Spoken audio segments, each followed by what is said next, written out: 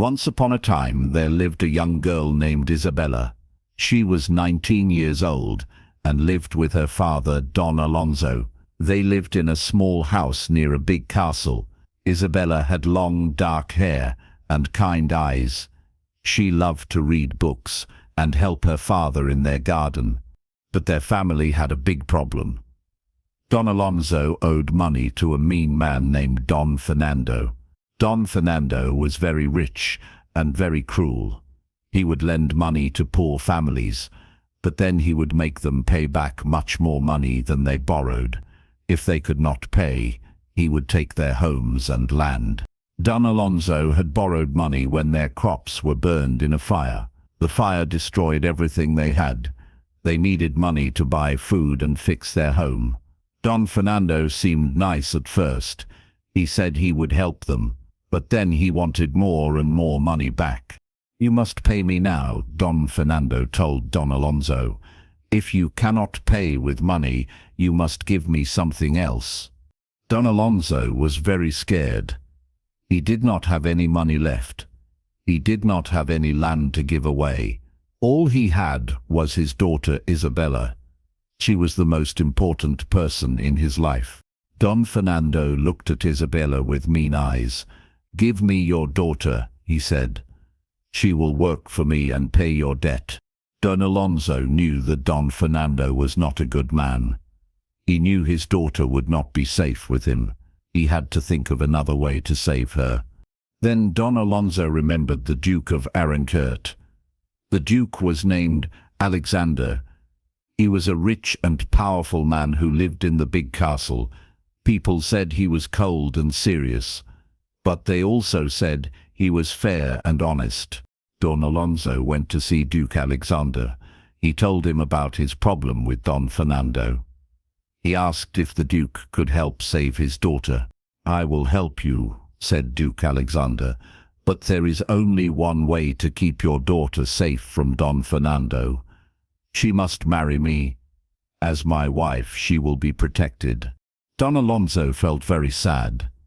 He did not want to give his daughter away, but he knew this was the only way to save her from the cruel Don Fernando. On a cold morning, a fancy carriage came to Don Alonso's house. The carriage was black and shiny. It was pulled by 4 white horses. Duke Alexander stepped out of the carriage. He was tall and wore a dark coat. His face looked serious and stern. Isabella stood by the door of her house. She wore a simple dress and kept her head down. She was very scared. She did not know this man who was going to be her husband. Her father had told her what was happening, but she still could not believe it. "It is time to go," said Duke Alexander in a deep voice. Don Alonso took his daughter's hand. His own hands were shaking. "I am sorry, my dear daughter," he whispered. "This is the only way to keep you safe." Isabella looked at her father with tears in her eyes. She wanted to say something, but no words came out.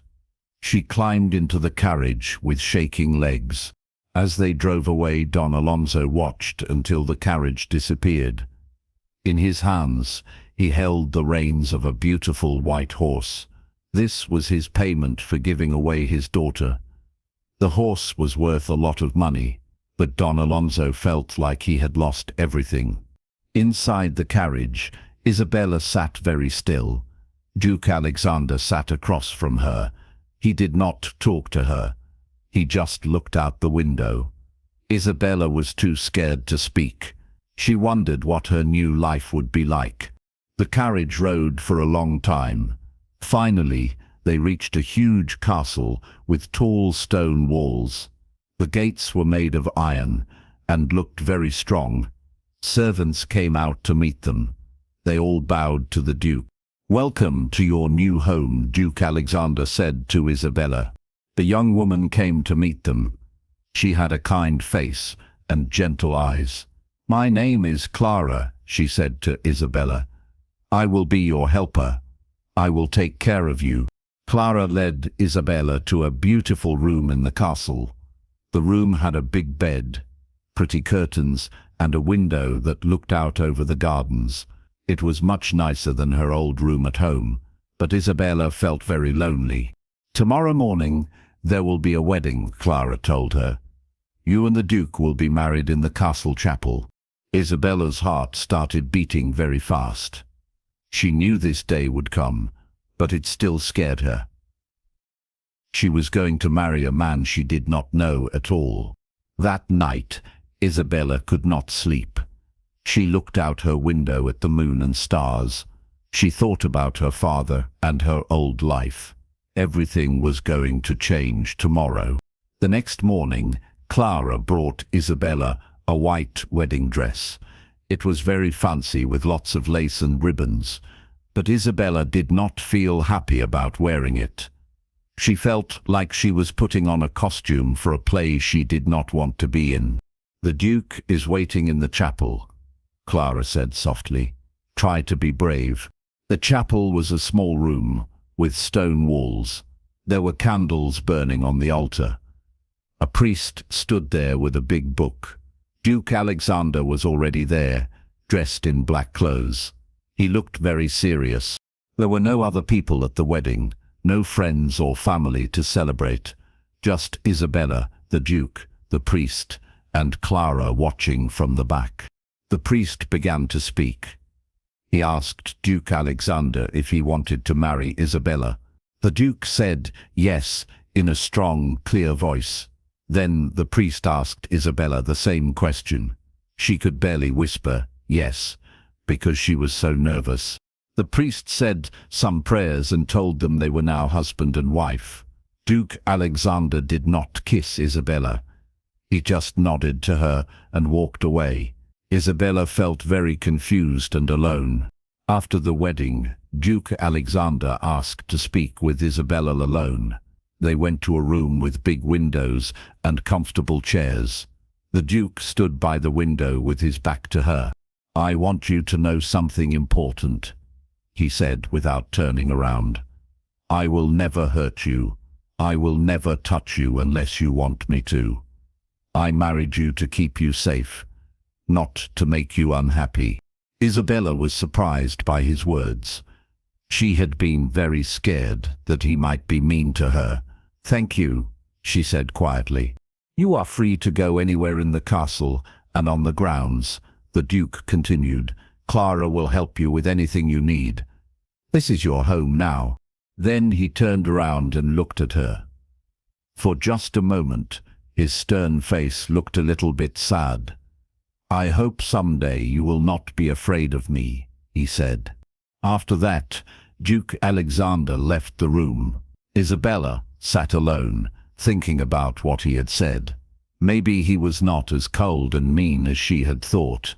In the days that followed, Isabella began to explore her new home. The castle was huge with many rooms, long hallways, and beautiful gardens. Clara showed her around and told her about the castle's history. "The Duke has lived here all his life," Clara explained, as they walked through the gardens. "His family has owned this castle for hundreds of years." Isabella loved the gardens best of all. There were flowers of every color and trees that provided cool shade. She found a stone bench where she liked to sit and read books from the castle's big library. One day, while sitting in the garden, Isabella started to cry. She missed her father and her old life. She felt like a prisoner, even though Duke Alexander had been kind to her. Suddenly she heard footsteps on the stone path. Duke Alexander was walking toward her. Isabella quickly wiped her tears, but he had already seen them. "Why are you crying?" he asked, sitting down on the bench beside her. Isabella was quiet for a moment. Then she said, "I miss my father. I do not understand why he gave me away like I was just a thing to be sold." Duke Alexander was quiet for a long time. Then he began to tell her a story. "There is a man named Don Fernando who has hurt many families in our town," he said.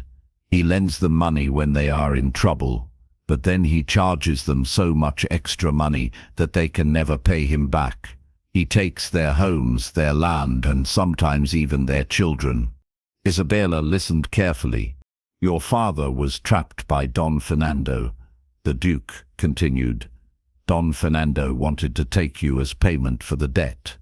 Your father came to me for help. The only way I could protect you was to marry you. As my wife, you are safe from Don Fernando. Now Isabella began to understand. Her father had not sold her. He had tried to save her. I had a wife before you, Duke Alexander said, his voice becoming very sad. Her name was Beatrice. She died in an accident 2 years ago. Since then, I have been very lonely. I did not plan to marry again. But when your father asked for help, I knew I had to do something. Isabella felt sorry for the Duke. She could see the sadness in his eyes when he talked about his first wife. Where did she die? Isabella asked gently. On the cliff above the castle, he said. She liked to pick flowers there. One day she fell. He was quiet for a moment. I should have been with her. I should have protected her. Now Isabella understood why Duke Alexander seemed so cold and distant. He was still very sad about losing his first wife. He was afraid to care about anyone else because he might lose them too. A few weeks later, Isabella was reading in the garden when a shadow fell across her book. She looked up and saw a man standing there. He was tall and had mean eyes and a cruel smile. Isabella knew right away that this was Don Fernando. Good morning, little Duchess, he said in a voice that was supposed to sound nice but really sounded scary. So you are Don Alonso's daughter. I remember when you were just a little girl. Isabella's heart started beating very fast. She was afraid, but she tried to be brave. The Duke is not here right now, she said. You should come back later. Don Fernando laughed. It was not a nice laugh. I am not here to see the Duke, he said.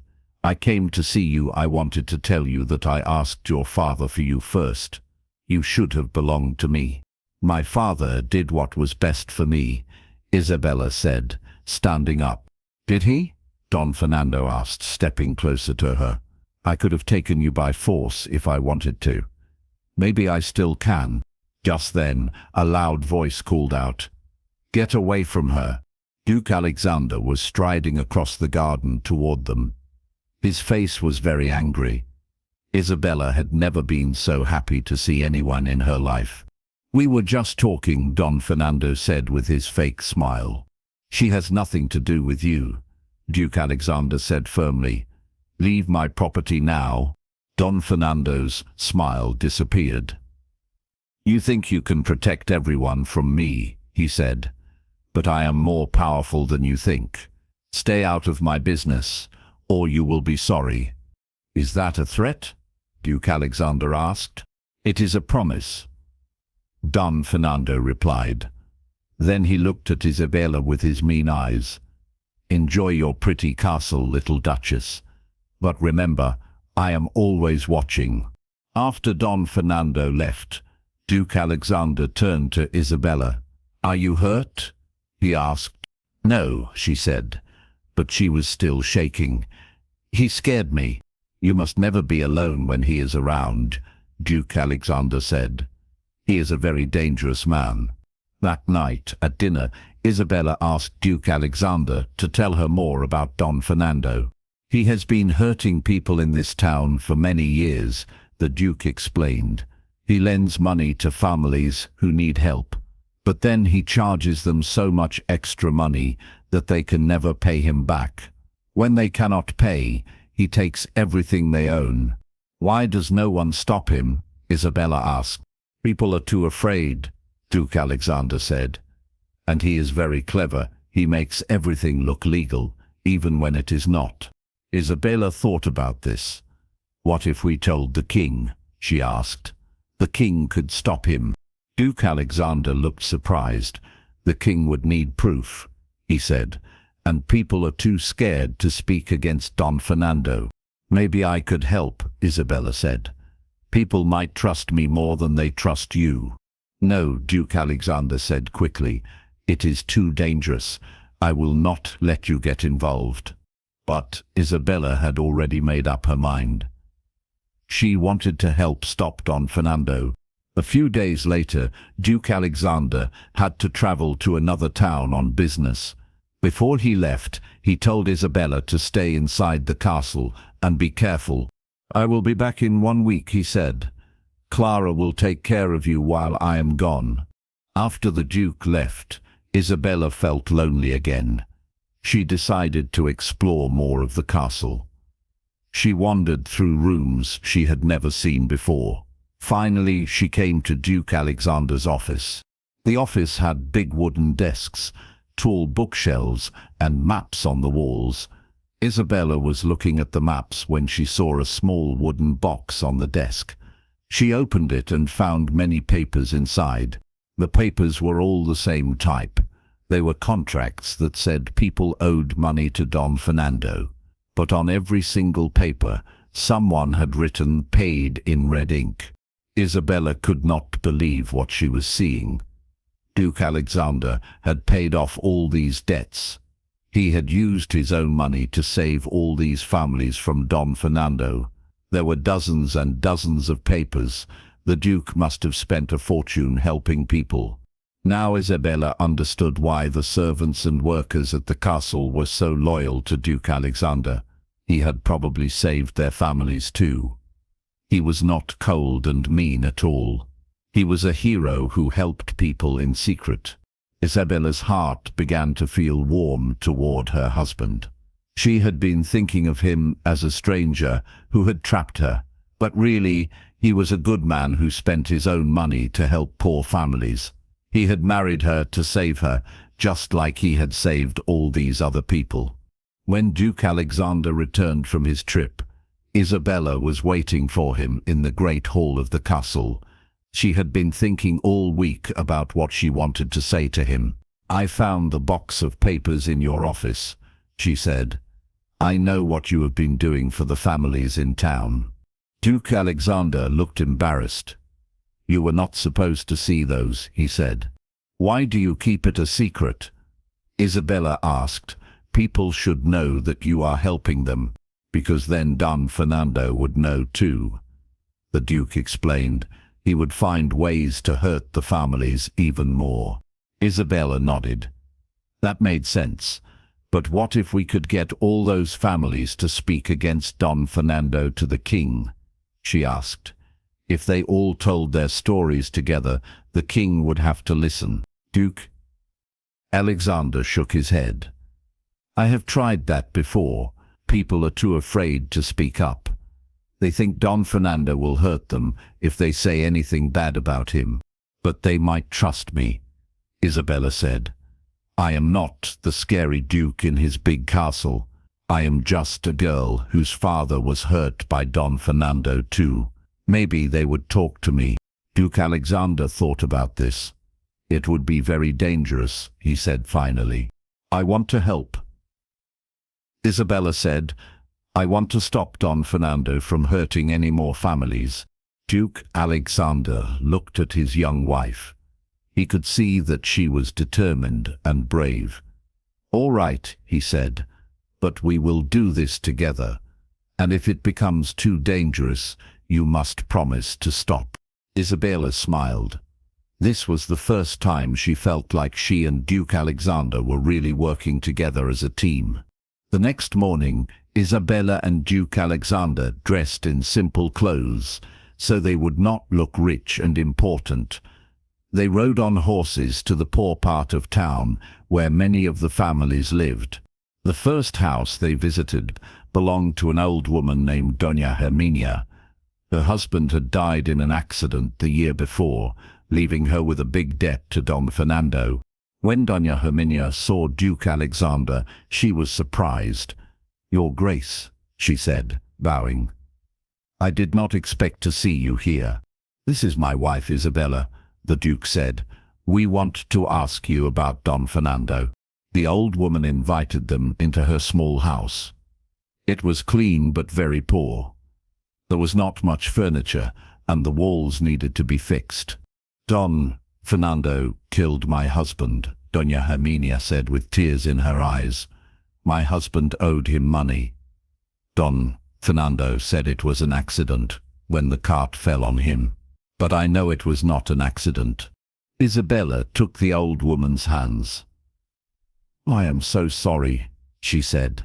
My father owed money to Don Fernando too. That is why I had to marry the Duke, to be safe from Don Fernando. Doña Herminia looked surprised. I heard that your father sold you for a horse, she said. That is not true, Isabella said firmly. My father was trying to protect me, and the Duke married me to keep me safe, not because he wanted to buy me. Then Isabella told Doña Herminia about the box of papers in the Duke's office. She explained how the Duke had been secretly paying off people's debts to Don Fernando. He paid off your debt too, Isabella said. You do not owe Don Fernando any more money. Doña Herminia started to cry. I did not know, she said. I thought you were both my enemies, but you have been helping me all along. Now we want to stop Don Fernando for good, Duke Alexander said. But we need people to tell the king what Don Fernando has been doing. Will you help us? Doña Herminia thought for a moment. Then she said, Yes, I will do it for my husband. He deserves justice. Isabella and Duke Alexander visited 3 more families that day. Each family had a sad story about Don Fernando. Some had lost their homes, others had lost their farms. All of them were afraid. But when Isabella told them her story, they began to trust her. She was not a rich, powerful person talking down to them. She was someone who had been hurt by Don Fernando too. One by one, the families agreed to speak to the king.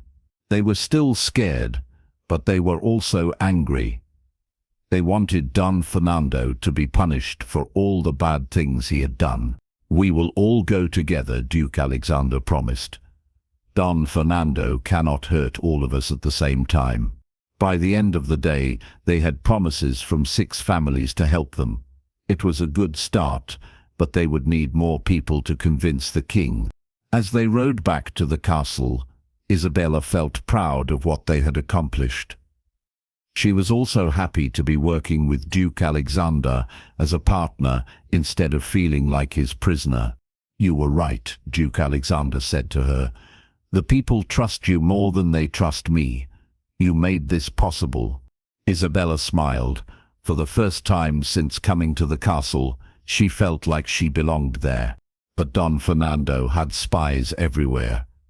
Soon he learned that Duke Alexander and Isabella were talking to families about him. This made him very angry. That night, while everyone in the castle was sleeping, Don Fernando sent men to burn down the Duke's stables. The fire started very quickly and spread fast. Isabella woke up when she heard shouting outside her window. She looked out and saw orange flames lighting up the night sky. The stables were on fire. She quickly put on her clothes and ran outside. Many of the castle's horses were trapped inside the burning building. The servants were trying to get them out, but the fire was spreading too fast. Without thinking about her own safety, Isabella ran toward the stables. The smoke burned her eyes and made it hard to breathe, but she could hear the horses crying in fear, and she had to help them. Clara tried to stop her. "It is too dangerous," she shouted, but Isabella kept running. She and the servants worked together to lead the frightened horses out of the burning building. The flames were very hot, and pieces of burning wood were falling from the ceiling. Just when they got the last horse out safely, the roof of the stable collapsed. If they had been a few minutes later, the horses would have died. Isabella was covered in soot and ash. Her dress was torn and dirty, but she felt proud that they had saved all the animals. "This was Don Fernando's work," Clara said angrily. "He is trying to scare us." Isabella knew Clara was right. Don Fernando was showing them that he could hurt them any time he wanted to, but instead of making her more afraid, It made her more determined to stop him. The next morning, Isabella was washing the soot off her face when Clara came running to her room. "Your father is here," Clara said excitedly. Isabella ran downstairs to the great hall. There was Don Alonso, but he looked terrible. His clothes were burned and torn. His face was covered with ash. He was crying. "Father," Isabella cried, running to hug him. "He burned everything," Don Alonso sobbed. "Don Fernando burned down our house and all the crops. Everything is gone." Isabella felt her heart break for her father. Don Fernando was not just trying to scare them. He was destroying anyone who had ever opposed him. Duke Alexander came into the hall and saw what had happened. "You will stay here with us," he told Don Alonso. "You will be safe in the castle." Don Alonso looked up at the Duke with tears in his eyes. "I am sorry I had to give you my daughter," he said. "I did not know what else to do." "You did the right thing," Duke Alexander said firmly. "Isabella is safe here, and now you are safe too." Isabella hugged her father tightly. She was not angry with him anymore. She understood that he had made a very hard choice to protect her, and it had worked. She was alive and safe because of what he had done. "We are going to stop Don Fernando," she told her father. "We are gathering people to speak against him to the king." Don Alonso looked worried. "He is very dangerous," he said. "Maybe it would be better to just hide from him." "No," Isabella said firmly. "If we do not stop him, he will keep hurting people forever. We have to be brave." That night, after Don Alonso had been given a room and food and clean clothes, Isabella and Duke Alexander sat together in the castle's library. The room was lit by candles and filled with the smell of old books. "I am sorry about your father's house," Duke Alexander said. "Thank you for letting him stay here," Isabella replied. "You did not have to do that." "He is your father," the Duke said simply. "That makes him my family too." Isabella looked at her husband with new eyes. Over the past few weeks, she had seen his kindness and his courage. She had seen how much he cared about helping people, even when it put him in danger. "Why do you help so many people?" she asked him. Duke Alexander was quiet for a moment. "Because I can," he said finally. "I have money and power. If I do not use them to help people, what good are they?" "Most rich people do not think like that," Isabella said. "Maybe that is why there is so much suffering in the world," he replied. They sat in comfortable silence for a while, reading their books, but Isabella found it hard to concentrate on the words. She kept looking at Duke Alexander. She was beginning to realize that she cared about him much more than she had expected. When it was time to go to bed, Duke Alexander walked Isabella to her room, as he did every night. Usually he just said good night and left. But tonight he stopped at her door and looked at her for a long moment. "Isabella," he said softly, "I want you to know that I am glad you are here. At first I married you just to keep you safe, but now I am happy that you are my wife." Isabella felt her heart start beating faster. "I am happy too," she whispered. For a moment it seemed like Duke Alexander might kiss her, but then he stepped back. "Good night," he said, and walked away to his own room. Isabella went to bed that night with her mind full of confusing feelings. She was starting to love her husband, but she was not sure if he loved her back. The next few days were busy with planning. Duke Alexander and Isabella made lists of all the families who had agreed to speak against Don Fernando. Don Alonso helped by telling them about other people who had been hurt by the cruel man. "We need to go to the king soon," Duke Alexander said, "before Don Fernando realizes how many people are willing to speak against him." But Don Fernando was already planning his next move. He had learned that Duke Alexander and Isabella were gathering witnesses. This made him furious. One morning, while Isabella was walking in the castle garden, Don Fernando appeared again. This time, he had brought several men with him. They all carried swords. "Hello again, little Duchess," Don Fernando said with his cruel smile. "I hear you have been very busy lately." Isabella's heart started pounding, but she tried to stay calm. "You are not welcome here," she said. "I think you and your husband need to learn a lesson." Don Fernando said, "You should not interfere with my business." "What you do is not business," Isabella said bravely. "It is stealing and hurting people." Don Fernando's smile disappeared. "You are just a silly girl," he said. "You do not understand how the world works." "I understand that you are a bully," Isabella replied. This made Don Fernando very angry. He grabbed Isabella's arm roughly. "You will come with me," he said. "Your husband thinks he can protect everyone. Let us see how he feels when he cannot protect his own wife." Isabella tried to pull away, but Don Fernando was too strong. His men surrounded her so she could not escape. "Help!" she screamed as loudly as she could. "Somebody help me!" Don Fernando put his hand over her mouth. "No one is going to help you," he said. "My men have already taken care of the servants." He dragged Isabella out of the garden and toward his horses.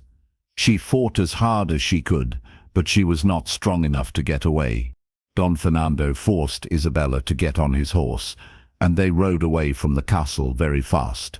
Isabella was terrified, but she tried to remember which way they were going so she could find her way back if she escaped. They rode for what seemed like hours until they reached the high cliff above the castle. Isabella recognized this place. It was where Duke Alexander's first wife, Beatrice, had died. Don Fernando dragged Isabella to the edge of the cliff. Far below, she could see rocks and crashing waves. If she fell, she would surely die. "Do you know what happened here?" Don Fernando asked, with a cruel laugh. Isabella was too scared to answer. "The Duke's first wife died here," Don Fernando continued. "Everyone thought it was an accident, but it was not." Isabella felt her blood turn cold. "What do you mean?" she whispered. "I pushed her," Don Fernando said proudly. "She was in my way, just like you are now. I wanted to see if I could make the great Duke Alexander cry, and I did." Isabella could not believe what she was hearing. Don Fernando had murdered Beatrice. Duke Alexander did not know that his wife had been killed. He still thought it was an accident. "You are a monster," Isabella said. "Maybe," Don Fernando replied, "but I am a smart monster. No one ever suspected me, and no one will suspect me when you have your own accident." He pushed Isabella closer to the edge of the cliff. She tried to step back, but there was nowhere to go. One more step, and she would fall to her death. "Your husband will be so sad," Don Fernando said mockingly. "2 wives dead in the same place. What bad luck he has." Isabella closed her eyes and prayed that someone would save her. She thought about Duke Alexander and how much she had grown to love him. She thought about her father and how sad he would be if she died. She did not want to die, but she did not see any way to escape. Just then, they heard the sound of horses galloping very fast.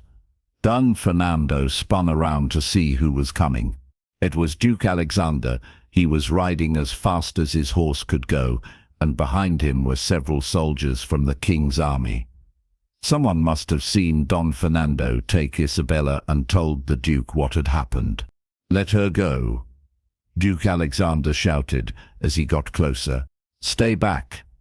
Don Fernando yelled, "Come any closer and I will push her off the cliff right now." Duke Alexander stopped his horse, but Isabella could see the fear and anger in his eyes. The soldiers behind him had bows and arrows ready. "What do you want?" Duke Alexander asked. "I want you to stop interfering with my business," Don Fernando said. "I want you to tell all those families to keep their mouths shut. If you do that, I will let your wife live." "All right," Duke Alexander said. I agree. Just let her go. But Isabella knew that Don Fernando was lying. Even if Duke Alexander agreed to his demands, Don Fernando would still kill her. He had already killed Beatriz, and he would kill her too. He murdered your first wife, Isabella shouted to her husband. He pushed Beatriz off this cliff. It was not an accident. Duke Alexander's face went white with shock and rage. Now he knew the truth about what had happened to Beatriz. Don Fernando was angry that Isabella had told his secret. You stupid girl, he snarled, and pushed her even closer to the edge. But at that moment, one of the king's soldiers shot an arrow. It hit Don Fernando in the shoulder, and he stumbled backward. His grip on Isabella loosened, and she was able to pull away from him. Don Fernando tried to grab her again, but he was hurt and off balance. He took a step back and stepped right off the edge of the cliff. He fell down, down, down, until he crashed on the rocks below. The evil Don Fernando was finally dead. Duke Alexander jumped off his horse and ran to Isabella. He pulled her into his arms and held her tightly. Are you hurt? He asked, his voice shaking with emotion. No, Isabella said, crying with relief. I am fine now. I thought I had lost you, Duke Alexander whispered, just like I lost Beatriz. But you did not lose me, Isabella said, looking into his eyes. I am here. I am safe. I love you, Duke Alexander said suddenly. I did not want to love you because I was afraid of losing someone again, but I cannot help it. I love you so much. I love you too, Isabella replied, and they kissed for the first time. It was a kiss full of relief and joy and love. All the fear and sadness of the past few months melted away. They were safe, they were together, and they loved each other. The king's soldiers arrested all of Don Fernando's men. They would be put in prison for helping him hurt so many people. The town would finally be free from Don Fernando's cruelty. Duke Alexander and Isabella rode back to the castle together. When they arrived, all the servants cheered. Don Alonso ran out to hug his daughter, crying with happiness that she was safe. Don Fernando is dead, Duke Alexander announced. He can never hurt anyone again. The news spread quickly through the town. People came out of their houses and celebrated in the streets. Children played and laughed. Families hugged each other. For the first time in years, people were not afraid. In the months that followed, life in the town became much better. Without Don Fernando fear, people could work and live in peace. Farmers could grow their crops without worrying about unfair debts. Families could build homes without fear of losing them. Duke Alexander used his money to help rebuild everything that Don Fernando had destroyed. He hired workers to fix houses and replant burned crops. He made sure that no family went hungry or homeless. Isabella worked alongside her husband. She organized the women of the town to help each other. She started a school where children could learn to read and write. She made sure that widows and orphans had everything they needed. The people loved both Duke Alexander and Isabella. They saw that their rulers truly cared about them and wanted to help them have better lives. Don Alonso stayed at the castle and helped with the work of rebuilding. He was proud of his daughter and grateful to Duke Alexander for saving her. The three of them became a real family. One evening, as spring was turning into summer, Isabella and Duke Alexander were walking in the castle garden. The flowers were blooming and the air smelled sweet. They sat on a stone bench under a big tree. I have something to tell you, Isabella said shyly. What is it? Duke Alexander asked. We are going to have a baby, Isabella said with a big smile. Duke Alexander's face lit up with joy. He picked up Isabella and spun her around. A baby, he said. We are going to have a baby. They were both so happy. After all the sadness and fear they had been through, this baby felt like a gift from heaven. "If it is a girl," Isabella said, "I would like to name her Beatrice, to honor your first wife." Duke Alexander's eyes filled with tears. "That would be perfect," he said. Beatrice would have liked that. They sat together on the bench, watching the sunset and dreaming about their future. They had found love in the most unexpected way. What had started as an arrangement to save Isabella from Don Fernando had become a true and lasting love. The castle that had once seemed cold and lonely was now filled with warmth and laughter. The town that had lived in fear was now prosperous and happy, and the couple who had married as strangers were now deeply in love and looking forward to starting a family. 5 years later, Duke Alexander and Isabella had 3 children, 2 girls and a boy. The oldest girl was named Beatrice, just as they had planned. She had her mother's dark hair and her father's serious eyes. But unlike her father, she was always laughing and playing. The castle was no longer quiet. It was filled with the sounds of children running through the halls and playing in the gardens. Don Alonso, now a grandfather, spent his days telling stories to his grandchildren and teaching them about the flowers and plants in the garden. The town continued to grow and prosper. New families moved there because they had heard it was a good place to live. There were markets and festivals and celebrations throughout the year. Duke Alexander and Isabella ruled wisely and fairly. They always remembered what it felt like to be afraid and powerless, so they made sure to protect the people who could not protect themselves. Sometimes, on quiet evenings, they would walk up to the cliff where Don Fernando had died. But they did not go there to remember the scary things that had happened. They went there to remember how love had saved them both. They would stand at the edge, holding hands, and look out over their lands. They could see the farms and villages spread out below them. They could see the lights in the windows of happy homes. They could see the results of their hard work and love. "Do you ever regret it?" Duke Alexander would ask. "Isabella, do you ever wish you had married someone else?"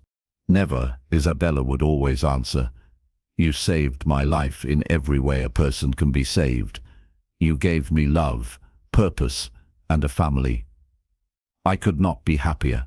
And Duke Alexander would smile and kiss his wife, grateful every day for the scared young girl who had grown into a strong, loving woman. She had saved him too, from loneliness and sadness and fear. Their love story had not started like a fairy tale. It had started with fear and debt and danger, but it had become something beautiful and strong and lasting. It had shown them both that sometimes the best things in life come from the most difficult circumstances, and they all lived happily ever after. The Scottish Highlands in autumn held secrets like a lover holds promises. Rain hammered the ancient stones of Clan McAllister's keep, while 18-year-old Ilara pressed her trembling body against the stable door. Her torn dress clung to her shivering frame as thunder crashed overhead. She had been running for 3 days. Behind her lay the smoking ruins of her village. Ahead stretched unknown territory where English soldiers might find her before dawn. The stable seemed warm and safe, filled with the gentle sounds of horses shifting in their stalls. Ilara slipped inside without a sound. The first stall held a massive black stallion who snorted softly at her presence. She moved deeper into the building, seeking the darkest corner where she might hide until morning. Her bare feet made no sound on the hay-covered floor. That was when she heard footsteps. Heavy boots crossed the courtyard outside. A man's voice called out commands in a thick Scottish accent. Ilara's heart hammered against her ribs as she pressed herself into an empty stall, pulling musty horse blankets over her head. The stable door creaked open. Easy midnight, the deep voice murmured to the black stallion. The storm has you restless, eh? The Lara held her breath as the footsteps moved closer. Through a gap in the blankets, she glimpsed a tall figure, checking each stall with practiced care. Moonlight streaming through high windows caught the gleam of a sword at his hip. This had to be the Laird himself. Stories of Rowan McAllister had reached even her remote village. They said he stood 6 feet tall, with shoulders broad enough to carry the clan's burdens. They said his green eyes could see through any lie.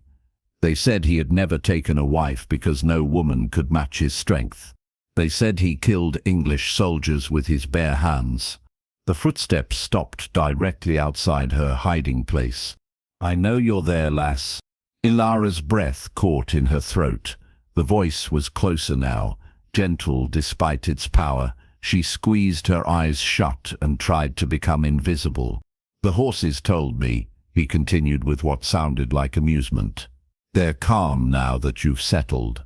Animals always know when someone needs shelter." A large hand pulled the blanket away from her face. Ilara found herself staring up into the greenest eyes she had ever seen. Laird crouched beside her stall, his massive frame somehow non-threatening in the dim light. Dark hair fell across his forehead as he studied her with concern rather than anger. "English soldiers?" he asked quietly. She managed a tiny nod. "Your village?" Another nod, this time accompanied by tears she had been holding back for days.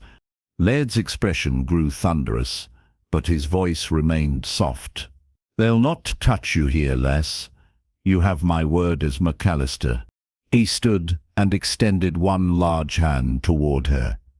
"Come, you're safe now."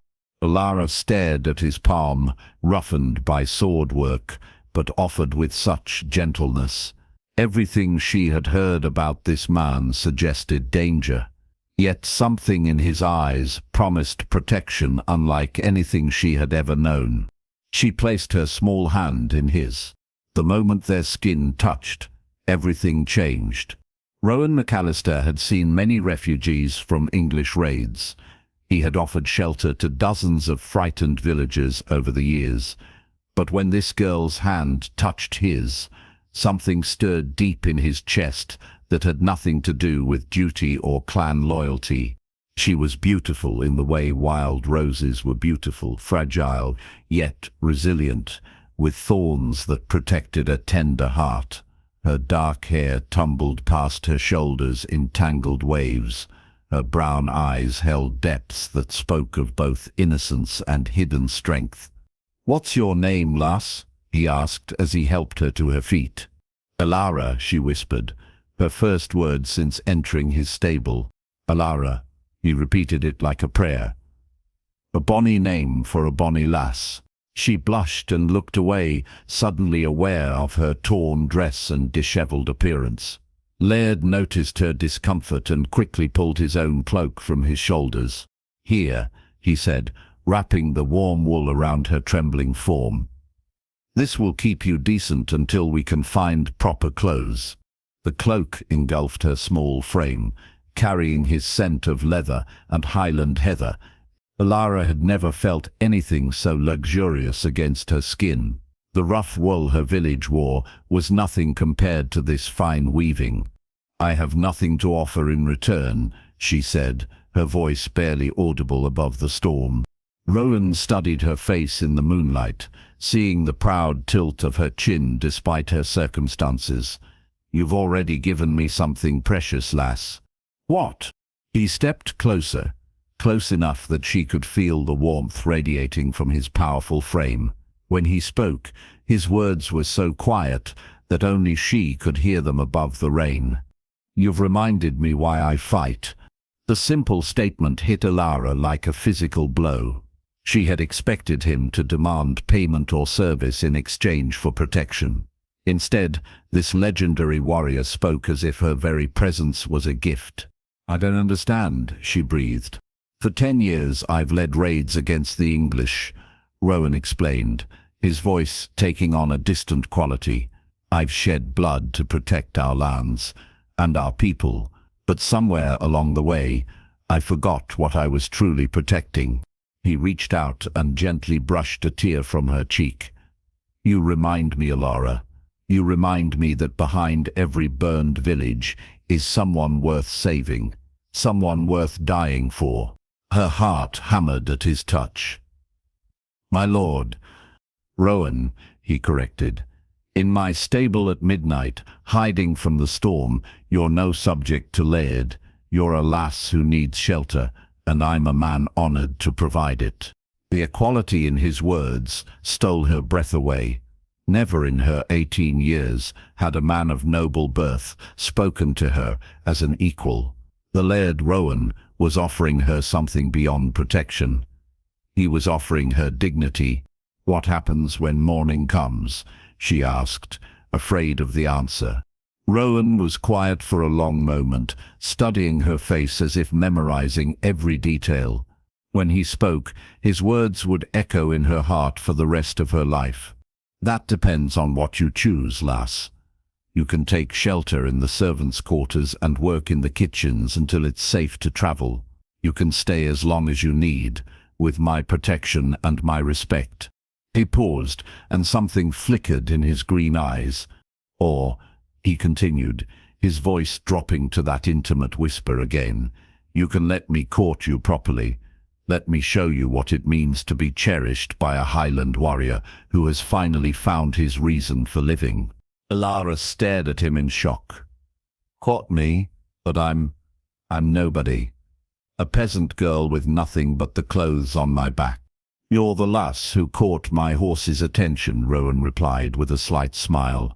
"Animals are better judges of character than most nobles I know. If Midnight accepts you, that's enough for any McAllister." As if summoned by his name, the black stallion stretched his head over the stall door and nuzzled Alara's shoulder.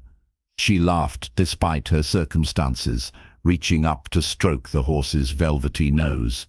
"He's beautiful," she murmured. "Aye, and he's never taken to a stranger so quickly," Rowan observed. "Perhaps he recognizes a kindred spirit. Both of you are wild things who've learned to survive in a harsh world." The comparison made Alara blush, but she could see the truth in it. Like the magnificent stallion, she had been running free until circumstances forced her to seek shelter. The question was whether she could learn to trust again. "I need time to think," she said finally. "Of course." Rowan stepped back, giving her space while keeping his presence protective. "But first, let's get you warm and fed. The storm will pass by morning, but you need rest."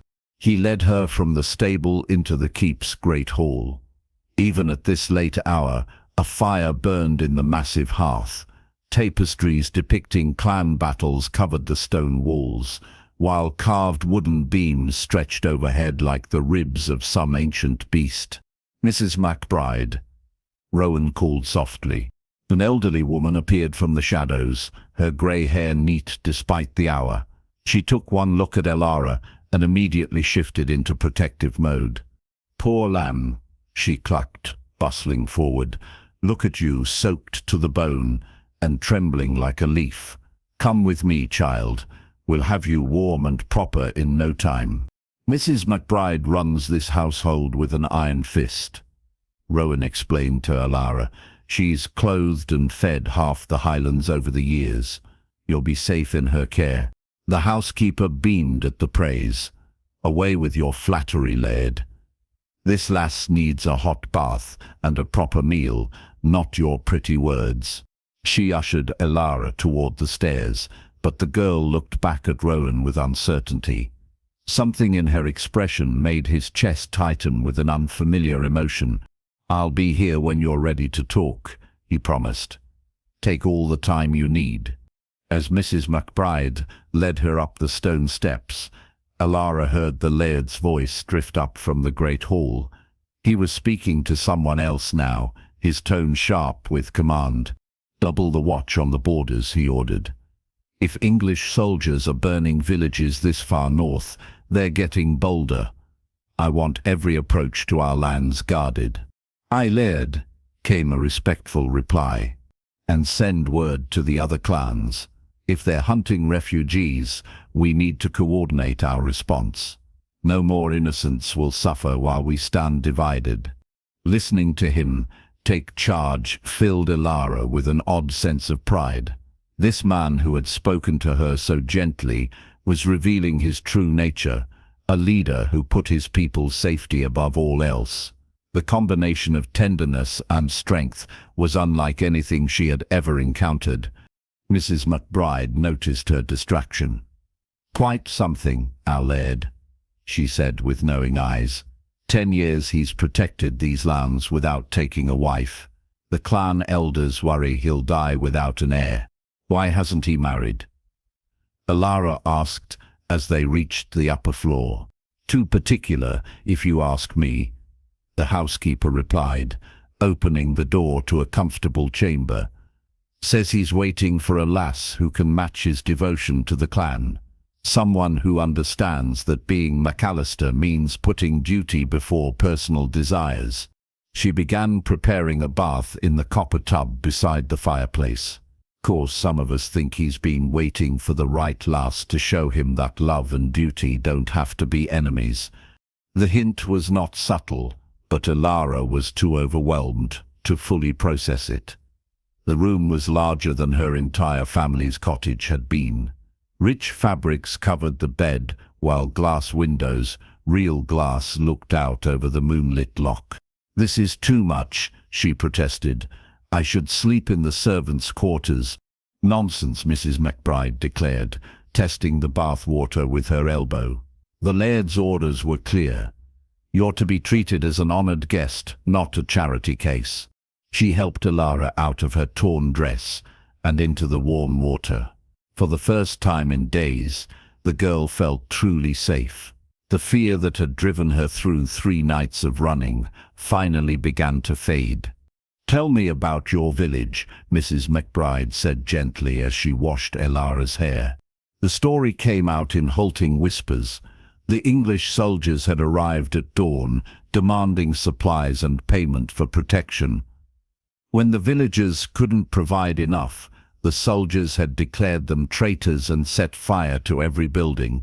"My parents told me to run," Elara finished, tears mixing with the bath water. "They said they would follow, but I never saw them again. I don't even know if they escaped." "Ah, Lem," Mrs. McBride murmured, wrapping her in soft towels. "The Laird will send men to search for survivors. If your parents live, he'll find them. And if they don't?" The older woman's eyes grew fierce. "Then he'll make sure the soldiers who took them pay the price.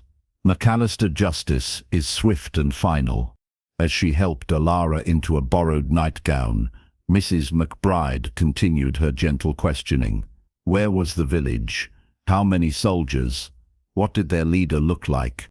Elara answered as best she could, not realizing that every detail would be passed to Rowan before sunrise. The McAllister network of information stretched across the highlands like a spider's web, and now it would focus on finding the men who had destroyed her world. "There now," Mrs. McBride said, tucking her into the soft bed. "Sleep, child. Tomorrow will bring new choices, but tonight you're safe." As the housekeeper closed the door, Elara lay staring at the ceiling beams. Through the window, she could hear the storm finally beginning to fade. By morning, the sun would shine on a world forever changed. The question was, what kind of woman would she choose to become in that new world? Elara woke to sunlight streaming through the glass windows and the sound of activity in the courtyard below. For a moment, she couldn't remember where she was. Then memory flooded back, the storm, the stable, Laird's incredible offer. She padded to the window and looked out over Clan McAllister's lands. The view took her breath away.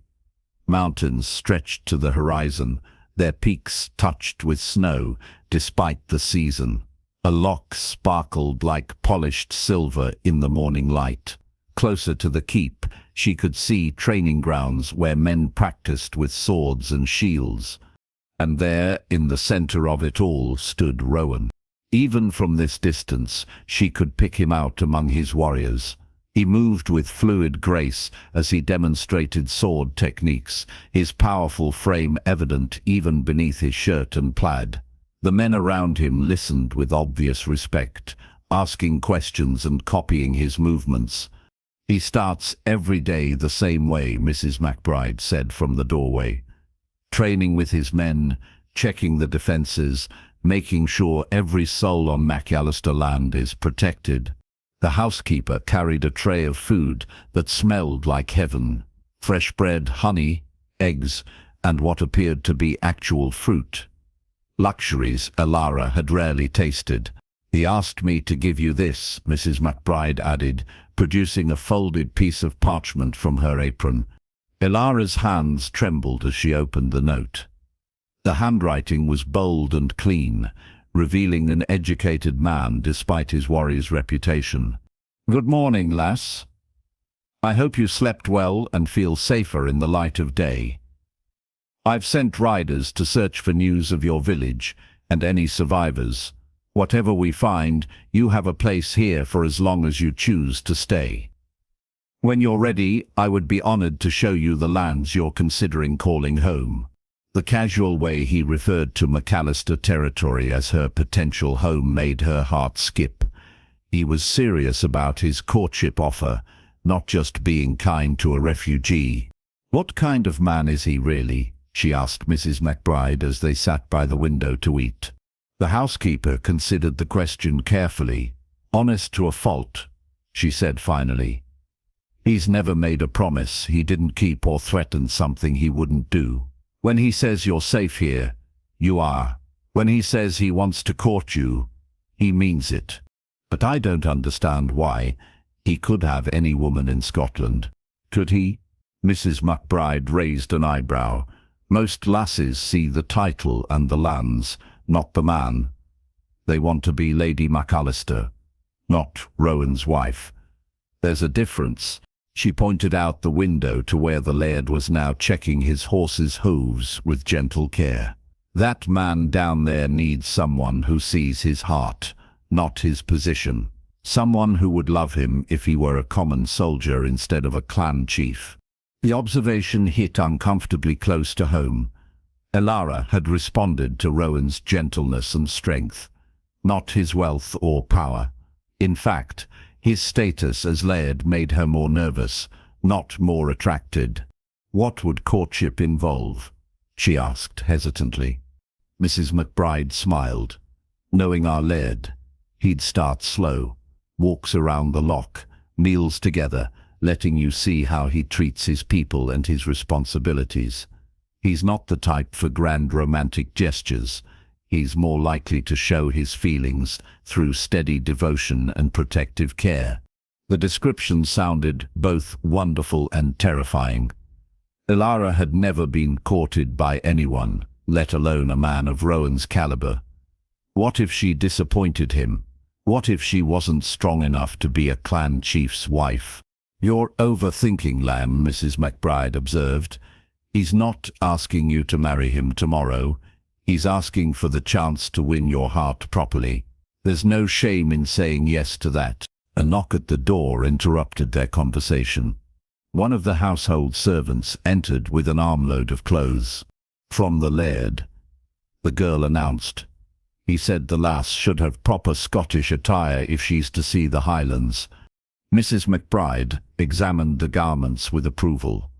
A wool dress in deep green, a tartan shawl in McAllister colours, soft leather boots that looked like they would actually fit. The quality was finer than anything Elara had ever owned. "He has good taste," the housekeeper noted. "The green will bring out your eyes, and the shawl marks you as under clan protection. No one will trouble you while wearing McAllister colours." As they helped her dress, Elara caught sight of herself in a polished metal mirror. The transformation was startling. The fine clothes made her look less like a refugee and more like, well, like someone worthy of a laird's attention. "There's my bonny Scottish lass," Mrs. McBride declared with satisfaction. "Now you look the part." Another knock brought a young man with a message. The Laird asks if the lady would join him for the midday meal, if she's feeling up to it. Alara's stomach clenched with nerves, but she nodded. "Tell him yes." As the messenger departed, Mrs. McBride squeezed her shoulder. "Remember, lamb, he's already seen you at your worst, hiding in his stable covered in hay and tears. Anything else is an improvement." The reminder helped calm Alara's fears. Whatever happened next, Rowan had already accepted her in her most vulnerable state. That had to count for something. She made her way down the stone steps to the great hall, her new boots silent on the worn stones. The hall was busier now, filled with clan members going about their daily business. Everyone she passed nodded respectfully, word having spread that she was under Laird's protection. She found Rowan waiting by the great fireplace, dressed in a clean shirt and his clan's plaid. When he saw her, his green eyes lit up with unmistakable admiration. "You look beautiful, Alara," he said simply. "The Highlands suit you." The compliment was stated as fact rather than flattery, which somehow made it more powerful. She felt her cheeks warm under his steady gaze. "Thank you for the clothes," she replied. "They're far too fine for someone like me." "Someone like you?" Rowan stepped closer, his expression growing serious. "And what exactly is someone like you?" The question caught her off guard. I'm nobody special. A peasant girl who lost everything." "No," he said firmly. "You're a survivor who kept her dignity intact despite losing everything. You're a lass brave enough to seek shelter from a stranger and honest enough to show her fear. You're someone who earned my finest stallion's trust in a single night." He offered his arm in the formal manner of Scottish nobility. "Most importantly, you're the woman I'd like to know better, if you'll allow it." Their meal together proved less daunting than Alara had feared.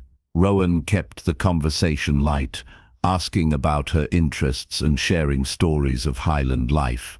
He had travelled extensively in his youth, visiting other clans and even spending time in Edinburgh. His descriptions of the wider world fascinated her.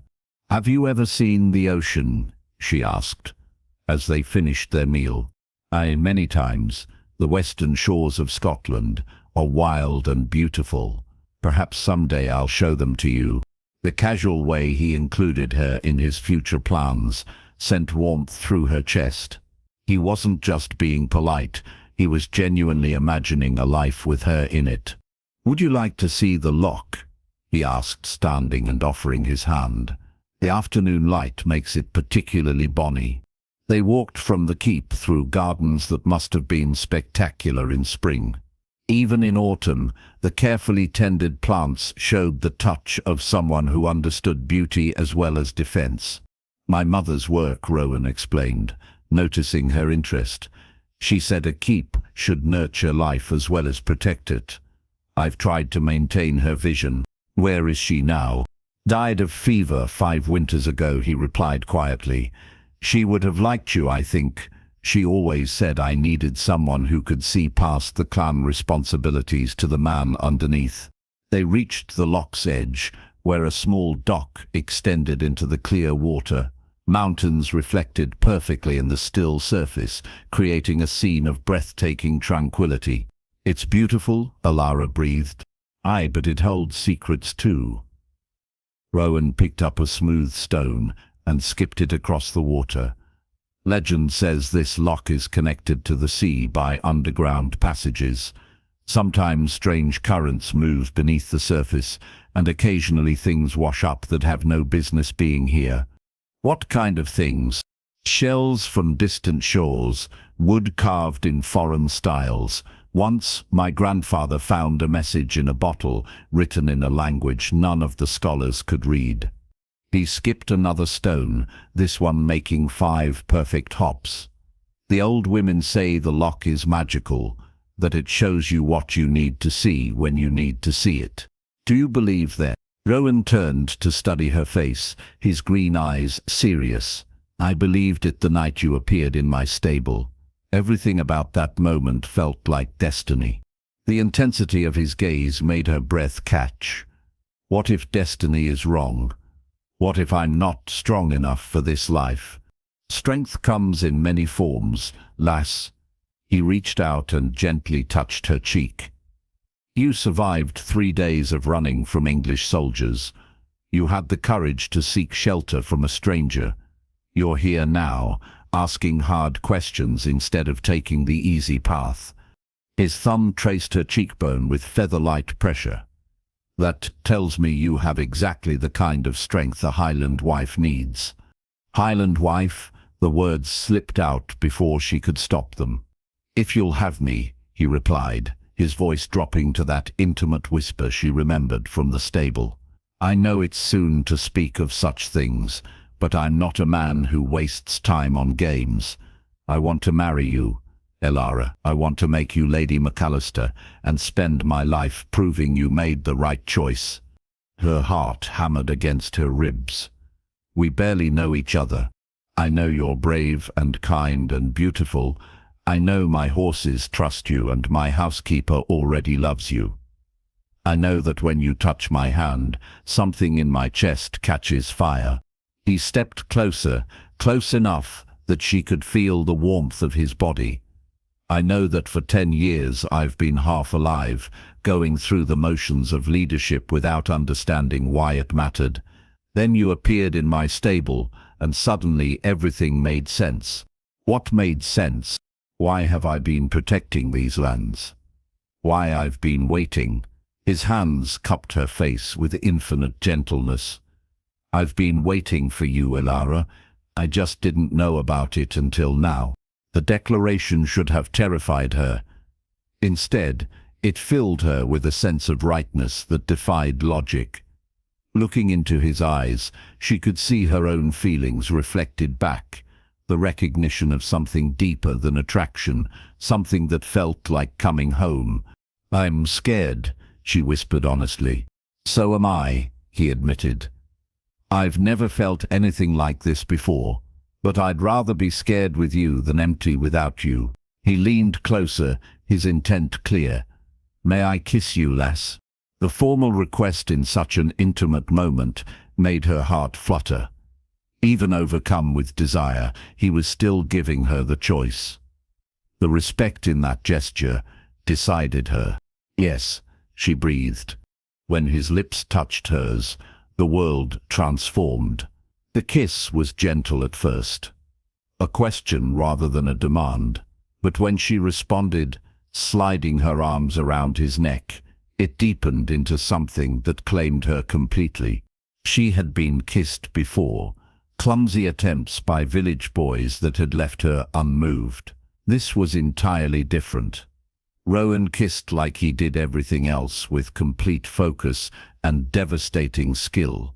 His mouth moved against hers with a confidence that made her knees weak. When they finally broke apart, both were breathing hard. "I love you," he said simply, the words falling between them like stones dropped into still water. "I love you too," she replied, the truth surprising her with its certainty. He smiled then, expression of pure joy that transformed his stern features. "Then you'll marry me?" "Yes," she said, laughing at her own boldness. "Yes, I'll marry you." The kiss that followed was celebration and promise combined, sealing a pact that would change both their lives forever. Their engagement might have proceeded smoothly if not for the riders who arrived 3 days later. Elara was in the garden with Mrs. McBride, learning about Highland herbs, when the thunder of hoofbeats announced visitors. "MacLeod colours," Mrs. McBride observed, squinting at the approaching party. "Wonder what brings them here." Elara soon found out. The visitors were led by a woman roughly her own age, beautiful in the way of Highland nobility. Her red hair gleamed like copper, and her riding clothes were cut from the finest materials. She dismounted with practiced grace and strode toward the keep, as if she owned it. "That's Lady Moira MacLeod, Mrs. McBride explained quietly. Her father and our Laird have been discussing a marriage alliance for years. Ice formed in Ilara's stomach. Marriage alliance? Political arrangement. Her clan controls key mountain passes, and we need their cooperation for trade routes. Nothing romantic about it, but useful for both clans. Before Ilara could respond, Rowan appeared from the stables. His expression was carefully neutral as he greeted the visitors, but she could see tension in his shoulders. "Lady Moira," he said formally. "This is unexpected." "Is it?" The redhead's voice carried clear across the courtyard. "I heard disturbing rumors, Rowan. Something about you planning to marry a refugee instead of honoring our family's agreement." Several clan members had gathered to watch the confrontation. Ilara felt their curious stares like physical weight. "There was never a formal betrothal," Rowan replied evenly. "Our fathers discussed possibilities, nothing more. Possibilities that would benefit both our clans," Moira countered. "While marrying this," she gestured dismissively toward Ilara. "This peasant girl serves no one but your temporary fancy." The insult hit like a slap, but before Ilara could respond, Rowan stepped forward with dangerous calm. "You will speak respectfully of my betrothed," he said, his voice carrying lethal promise, "or you will leave my lands immediately. Your betrothed." Moira laughed, but there was strain beneath her amusement. "Have you lost your mind? I'm offering you alliance with one of Scotland's most powerful clans, and you choose a nobody with nothing to offer but a pretty face." "She offers me something you never could," Rowan replied. "She offers me love freely given, not purchased with political advantage." The public rejection stung Moira's pride visibly. Her cheeks flushed red, and her hands clenched into fists. "You think love matters more than duty?" she demanded. "You're the McAllister Laird. Your personal desires come second to your clan's needs. My clan needs a lady who cares about our people, not our trade routes," Rowan shot back. "Ilara has already shown more concern for McAllister welfare than you ever have." "Has she?" Moira's eyes glittered with malice. "Then perhaps she'd like to prove it.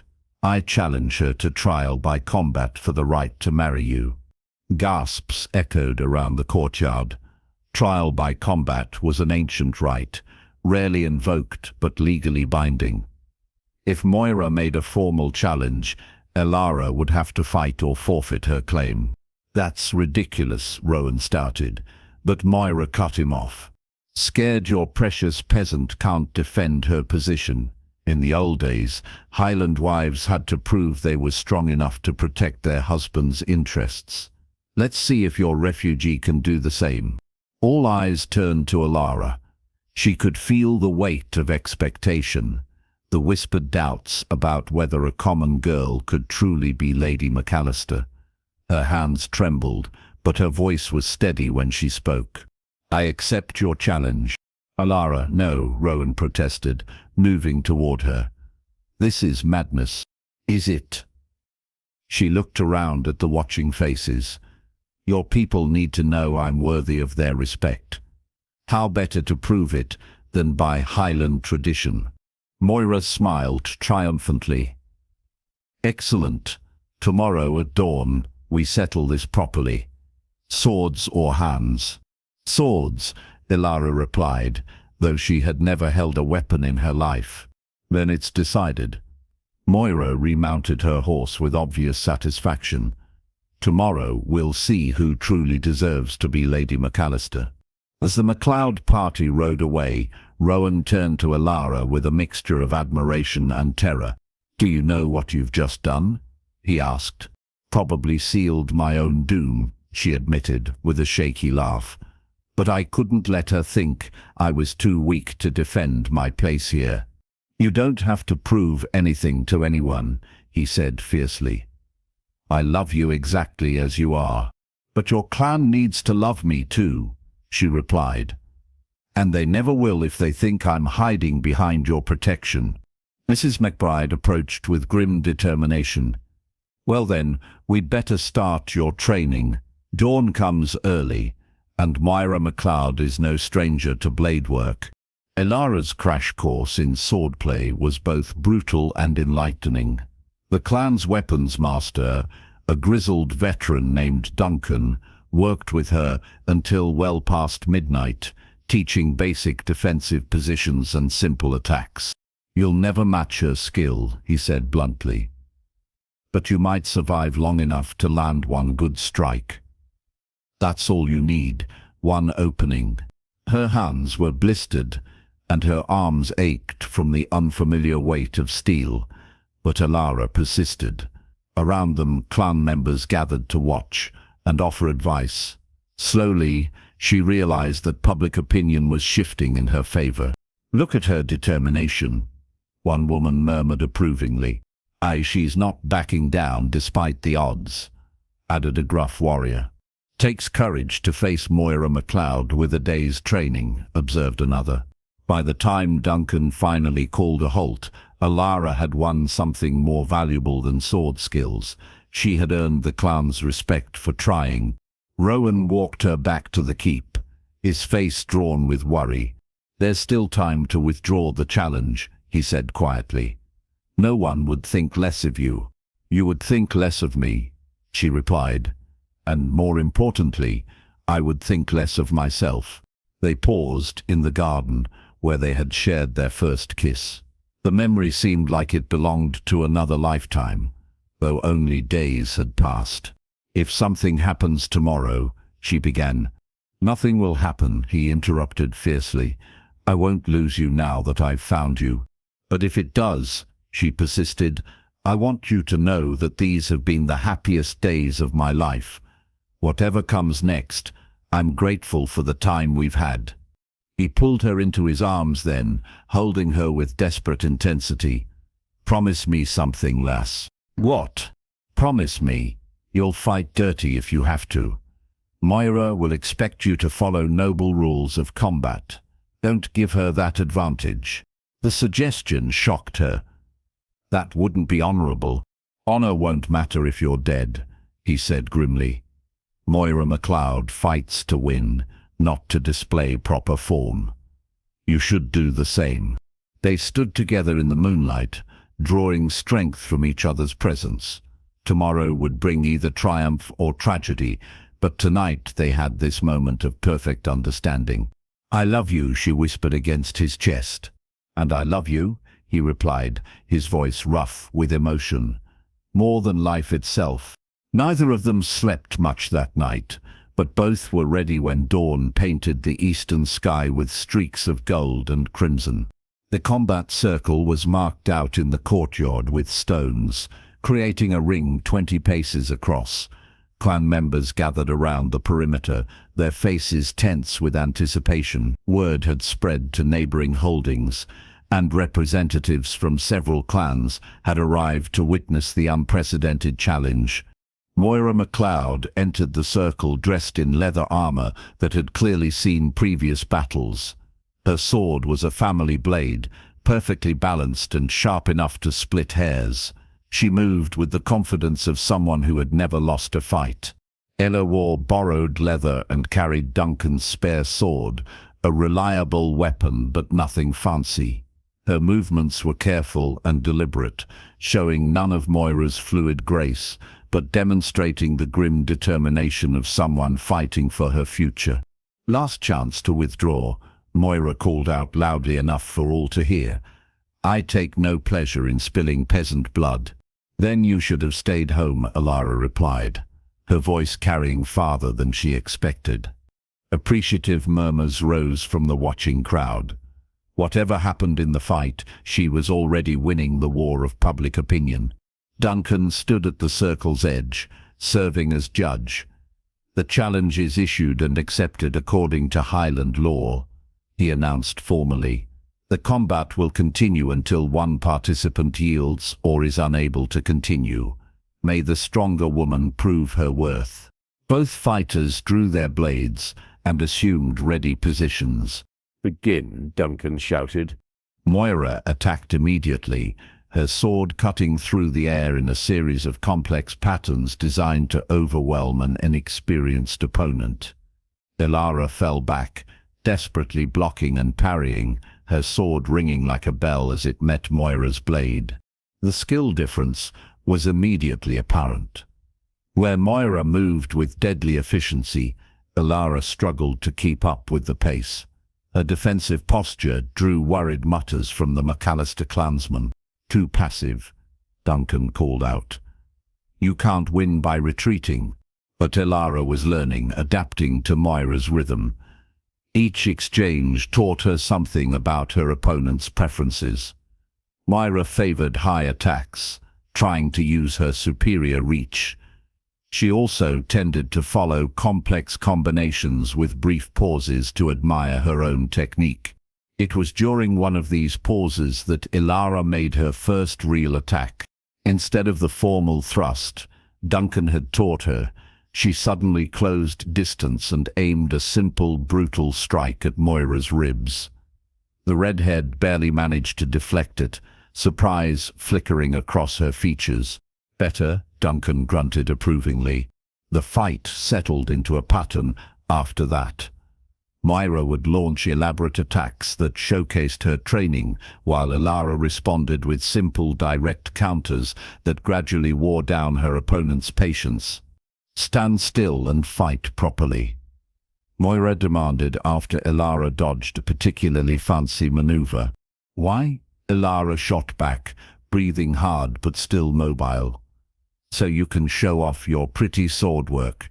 The crowd laughed at that, and Moira's face flushed with anger. She began attacking more aggressively, abandoning technique for raw power. That was the opening Ilara had been waiting for. When Moira raised her sword for another crushing overhead blow, Ilara didn't try to block it. Instead, she stepped forward inside the arc of the attack and drove her shoulder into Moira's stomach, just as she'd seen the village boys do in wrestling matches. Both women went down in a tangle of limbs and steel. Moira, trained for formal combat, was unprepared for such crude tactics. Ilara, who had grown up scrapping with siblings and neighborhood children, felt perfectly at home in the dirt. They rolled across the ground, each trying to gain advantage. Moira was stronger, but Ilara was more desperate. When the redhead managed to pin her down and raise her sword for a finishing blow, Ilara did something that would be talked about in Highland halls for generations. She grabbed a handful of dirt and threw it directly into Moira's eyes. The temporary blindness was all she needed.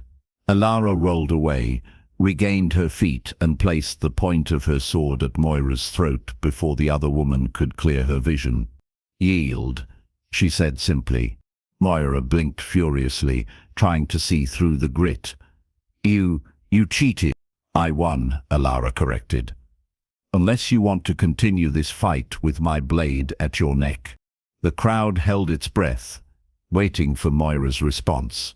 Highland law was clear. The fight continued until one participant yielded or was unable to continue, but everyone could see who held the advantage now. "I yield," Moira said finally, her voice tight with humiliation. The roar that went up from the McAllister clansmen could probably be heard in the next valley. They had witnessed something unprecedented. A peasant girl defeating a trained noble warrior through cunning and determination. Duncan raised Ilara's arm in victory. "The challenge is answered. Lady Ilara has proven her right to marry the McAllister."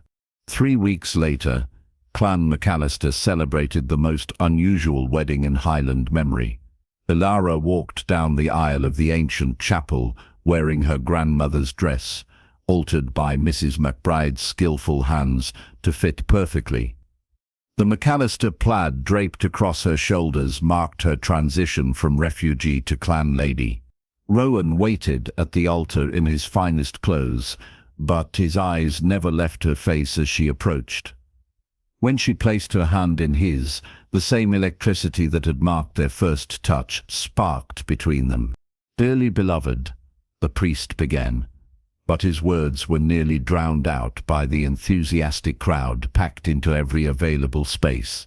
The ceremony itself was brief, following ancient Scottish traditions. They exchanged vows in Gaelic, their voices strong and clear as they promised to love and protect each other for all their days. When Rowan slipped his mother's ring onto her finger, Ilara felt the weight of history and responsibility settling around her like a mantle. "You may kiss your bride," the priest announced with a smile. The kiss that followed was witnessed by the entire clan and lasted long enough to provoke good-natured cheering from the crowd. When they finally broke apart, both were laughing with pure joy. The feast that followed lasted 3 days. Highland hospitality demanded nothing less for their laird's wedding, and neighbouring clans sent representatives with gifts and congratulations. Even some Macleods attended, having decided that Ilara's victory over Moira proved her worthiness. On the final evening, as the last guests departed and the keep settled into peaceful quiet, Rowan and Ilara found themselves alone in their chambers for the first time as husband and wife. "Any regrets?" he asked, watching her brush out her long hair. "About marrying you?" "Never." She turned to face him, her brown eyes warm with love. "About throwing dirt in Moira's face?" "Also never." He laughed and pulled her into his arms.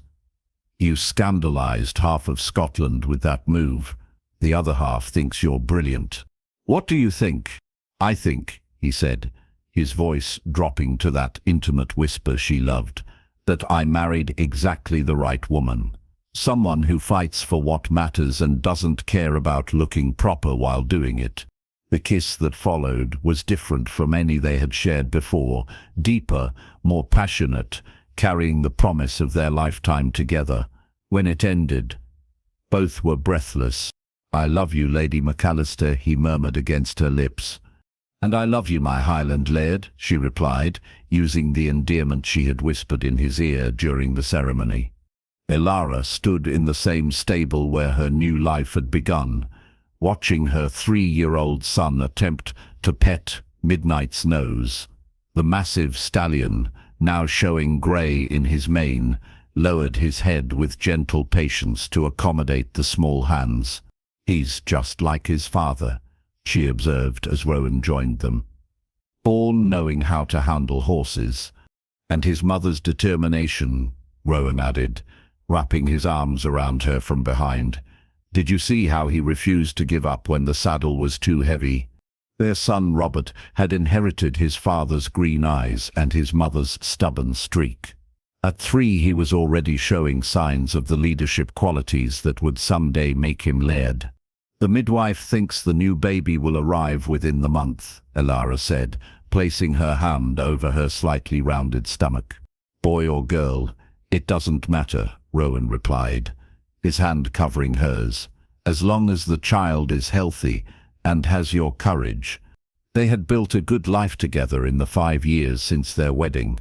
Under Ilara's influence, Clan McAllister had developed closer ties with neighbouring clans, forming alliances based on mutual respect rather than political necessity. Her victory over Moira MacLeod had become legendary, inspiring other Highland women to stand up for their beliefs. "Do you ever miss your old life?" Rowan asked, a question that had come up periodically over the years. "Never," she replied honestly. "That frightened girl hiding in your stable was just waiting for the chance to become who she was meant to be." "You gave me that chance." "You took it yourself," he corrected. "I just provided the stable." They stood together in comfortable silence, watching their son play with the horses and listening to the sounds of their thriving clan going about their daily business. The keep that had once seemed impossibly grand now felt like home, filled with laughter and love and the promise of generations to come. "What are you thinking about?" Ilara asked, noticing the distant look in her husband's eyes. "That night in the storm," he replied. "When I found you hiding in here, I thought I was just offering shelter to a refugee. I had no idea I was meeting my destiny." She turned in his arms to face him, seeing the same love in his green eyes that had sustained them through 5 years of marriage and would carry them through 50 more. "Best mistake I ever made," she said with a smile, "hiding in the wrong stable on the wrong night." "Right stable," he corrected, leaning down to kiss her. "Right night. Right woman. Right Highland Laird," she agreed, meeting his lips with her own. Outside, the Scottish wind whistled through the mountains, carrying the scent of heather and the promise of changing seasons.